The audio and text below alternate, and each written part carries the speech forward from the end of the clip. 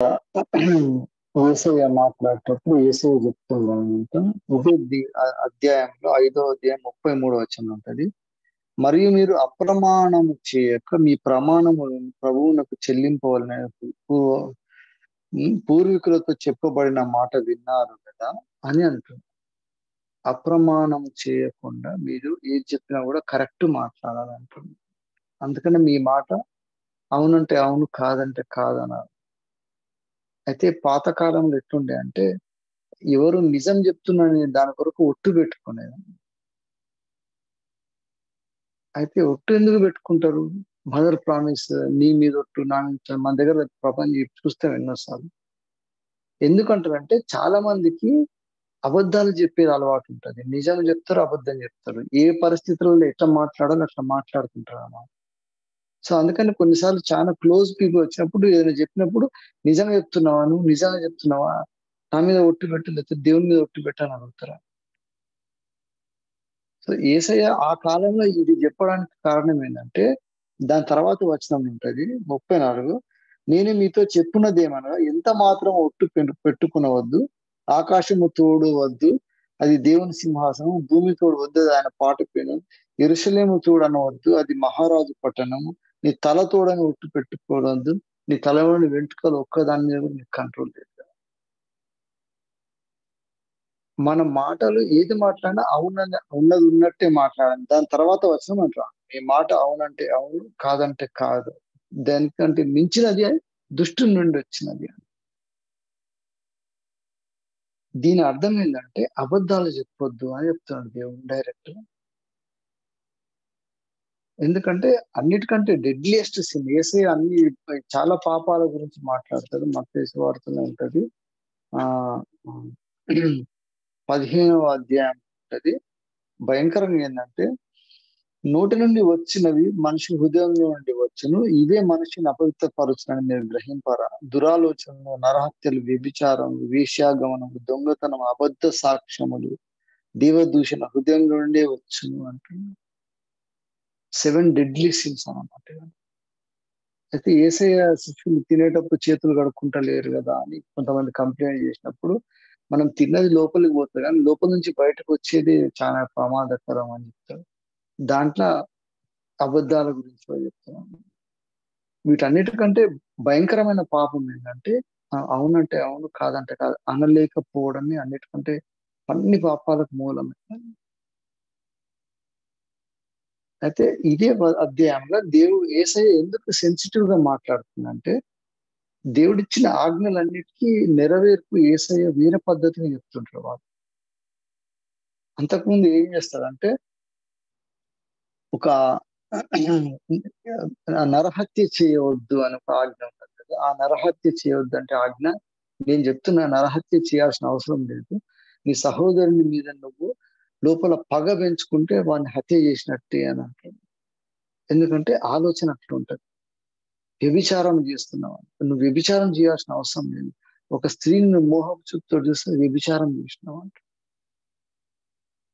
దేవుడు ఎందుకు ఇవన్నీ చెప్తున్నాడు అంటే నిత్య రాజ్యంలో మన హృదయం శుద్ధి కలిగి ఉండాలి. హృదయం శుద్ధి లేకపోతే అన్ని ఖరాబ్. అందుకని హృదయం నుంచి వచ్చేదే మనల్ని చెడగొడుతుంది కదా అని యేసయ్య అంటారు.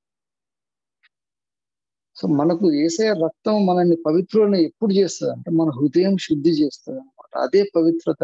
యేసయ్య రక్తంలో ఉన్న ప్రభావం అదని. అందుకనే 2000 సంవత్సరాల క్రితం ఆయన యేసయ్య రక్తం ఇప్పుడు కూడా పనిచేస్తుంది. ఎందుకంటే అది హృదయాన్ని శుద్ధి చేస్తుంది అన్నమాట.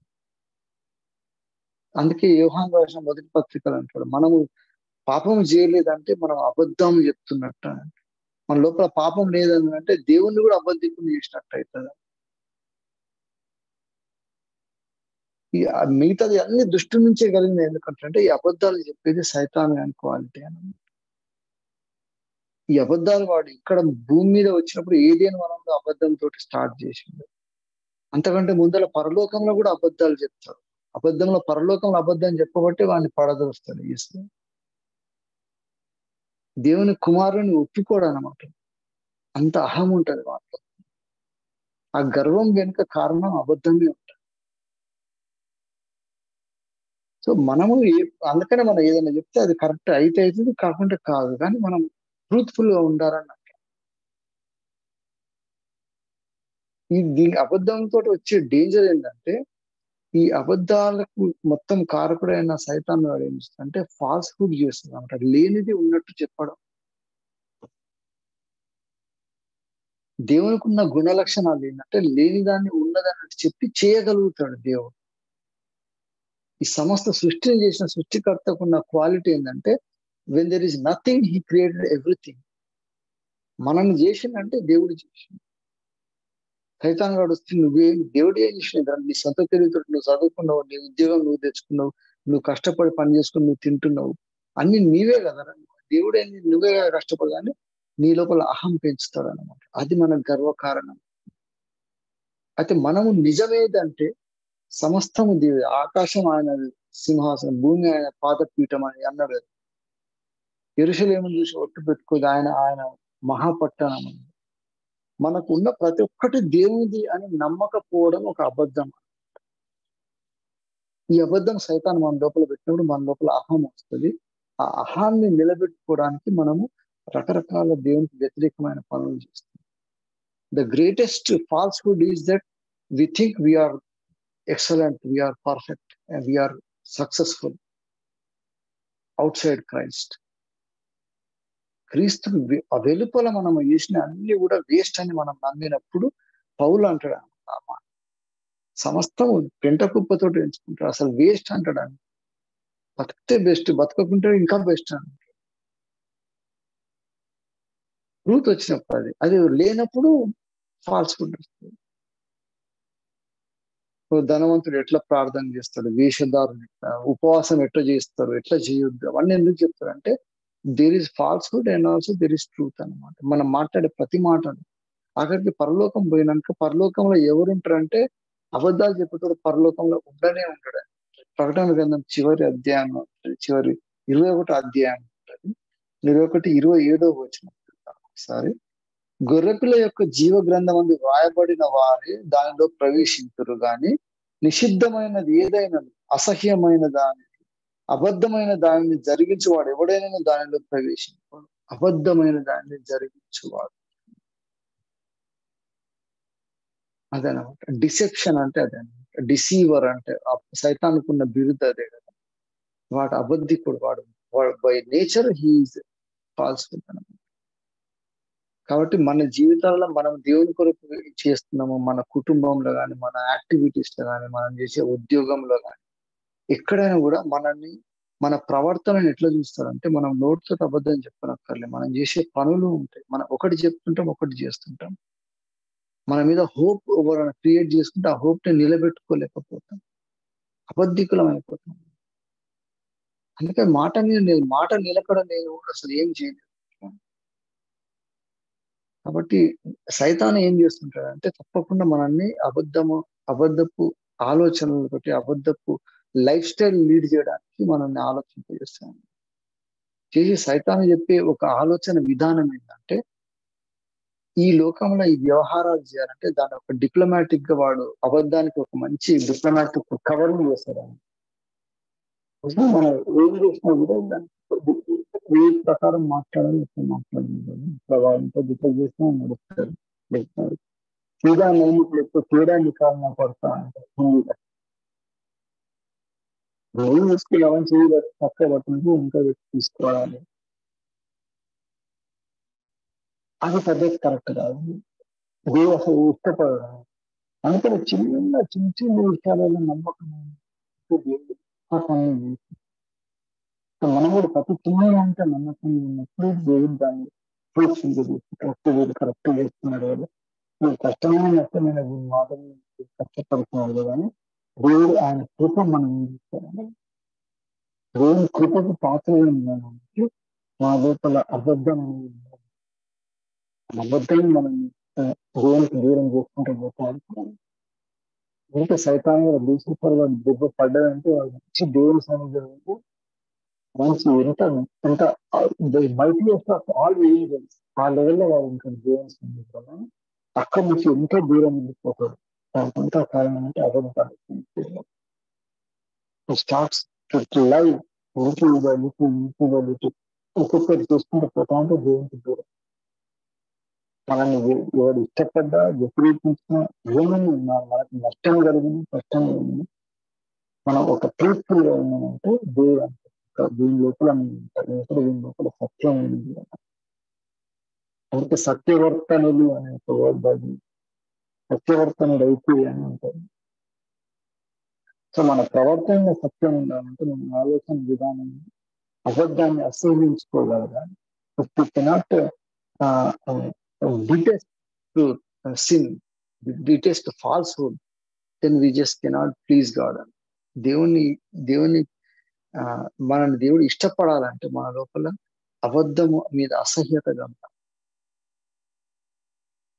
ఎంత ట్రూత్ఫుల్ దావీదుని తీసుకోండి, ఎటువంటి పాపం చేస్తాడు, ఆయన ఎంత పవర్ఫుల్ ఉంటాడు, ఆయన ఈజీగా అబద్ధాలు చెప్పేసి రకరకాల స్కీమ్ చేస్తా ఉంటాడు. కానీ ఒకసారి వచ్చి దేవుని సేవకుడు చెప్తాడు, నువ్వు చేసింది తప్పు, ఆ భయంకరమైన పాపం చేసింది నువ్వే అని చెప్పినప్పుడు దావీదు సరి చేసుకుంటాడు. ఏ లెవెల్లో సరి చేసుకుంటాడంటే ఎంత రహస్యంగా చేసిన పాపాన్ని అంత బహిరంగంగా ఒప్పుకుంటాడు. ఒక పాట రాసి బైబిల్ ఒక అధ్యాయం పెట్టింది దాన్ని. సో మన రహస్యంలో జరిగే పాపాలని మనము ఎంత ఓపెన్ గా దేవుని ముందర పెట్టుకుంటే రేపు దేవుని తీర్పులో పోయినప్పుడు దేవుడు అంటే కరెక్ట్ ఉన్నాడు, వీడి లోపల ఫాల్స్ లేదు కదా. సో ఈ లోకంలో మనం చూసినప్పుడు దాన్ని మనని అమాయకులు అనుకోవచ్చు, లేకపోతే మూర్ఖులు అనుకోవచ్చు, వీనికి లోకం తీరు తెలియదు, వ్యవహారం తెలియదు, రకరకాల మాటలు మాట్లాడు. ఎవడేమని అనుకోండి, దేవుడు చెప్పిండు, we have to stand by what we say, we have to be truthful no matter what అనే యాటిట్యూడ్ మన మైండ్ లో డెవలప్ చేసుకున్నప్పుడు దేవుడు అంటాడు కరెక్ట్ ఉన్నాడు, వీని లోపల అబద్ధము లేదు. ప్రకటన గ్రంథంలో ఒక గుంపు ఉంటది, ఒక టీమ్ ఆఫ్ పీపుల్ ఉంటది. ప్రకటన గ్రంథం 14వ అధ్యాయం వాళ్ళు ఏం చేస్తుంటారు, వాళ్ళకున్న గొప్ప కార్యం ఏంటంటే చూపిస్తాను. ప్రకటన 14వ అధ్యాయం 3వ వచనం నుంచి ఉంటుంది. వారు సింహాసనం ఎదుటను ఆ 4 జీవుల ఎదుటను పెద్దల ఎదుటను ఒక క్రొత్త కీర్తన పాడుచున్నారు. భూలోకం నుండి కొనబడిన ఆ 144,000 మంది తప్ప మరి ఎవరునూ ఆ కీర్తన నేర్చుకున్న జాలడు. వాళ్ళు ఏం చేస్తున్నారంటే వీరి నోట ఏ అబద్ధమును కనబడలేరు, వీరు అనింద్యులు. అబద్ధం చెప్పినప్పుడు పరలోకానికి రాడు అని 21వ అధ్యాయం ప్రకటన గ్రంథంలో చెప్తున్నాడు.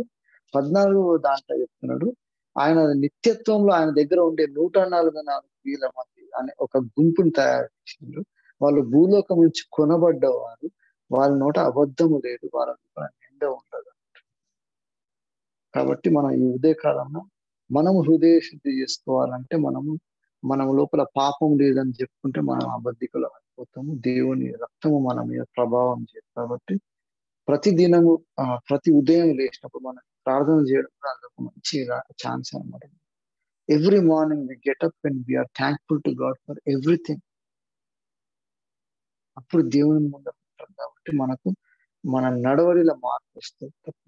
కాబట్టి దేవుడు ఈ అబద్ధం ఆడనేరని, అబద్ధము లేని మనుషులు కావాలని కోరుకుంటున్నాడు. వాళ్ళ ద్వారానే దేవుడు సత్యాన్ని స్థాపిస్తాడని. సత్యము అనేది సత్యానికి విరుద్ధమైనది అబద్ధం. అందుకే నేనే సత్యం అన్నాడు. Apart from truth everything is falsehood. కాబట్టి మనం ఆ సత్యమైన దేవుడి కొరకు మనము యథార్థంగా నిలబడినప్పుడు దేవుడు మెచ్చుకుంటాడు. లోకంలో ఏమన్నా సాధిస్తామో సాధించకపోవచ్చు, గొప్పలం కావచ్చు, బీదోళ్ళం కావచ్చు, ఎటువంటి పరిస్థితుల్లో ఉన్నా కూడా when we stand before him, రేపు ఆయన సన్నిధిలో నిలబడ్డప్పుడు ఆయన నేత్రాలు అగ్ని జ్వాలలు చూసినప్పుడు మన లోపల అబద్ధం లేదు, కరెక్ట్ గా బతికిందని దేవుడు అంటున్నాడు. అటువంటి సాక్ష్యం మనం సంపాదించుకోవడానికి మన నాలుకను మన నడవడి దేవుని సన్నిధిలో ప్రతి దినము సరి చేసుకుంటూ పోతా ఉన్నాం. దేవాన్ని నన్ను ఇంకా పరిశుద్ధించి, ఇంకా పరిశుద్ధి, దానికి ఒక అంతము లేదా. దేవుని పరిశుద్ధతతో పోల్చుకొని మనల్ని మనం సరి చేసుకుంటూ పోవాలి. మన పక్క వాళ్ళని చూసినప్పుడు వాడు దుర్మార్గుడు కాబట్టి నేను మంచిగా అనుకుని ఉంటే మనం మంచిగా కాదు.